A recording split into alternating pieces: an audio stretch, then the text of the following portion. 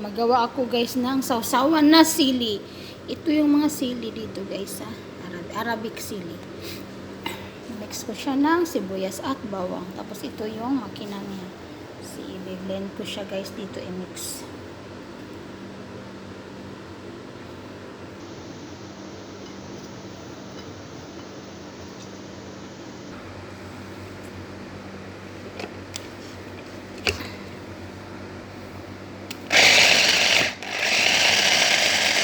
Yan, remix ko na guys.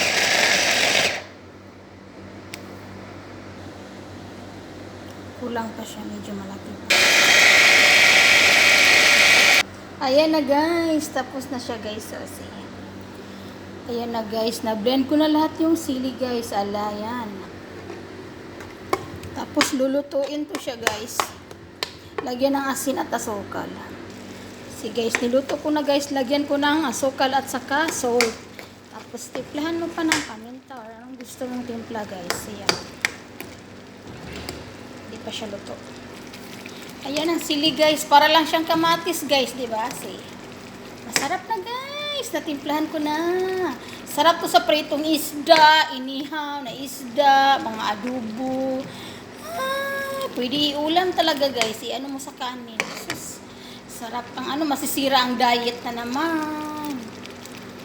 So, ganyan lang magawa ng sili na sausawan guys.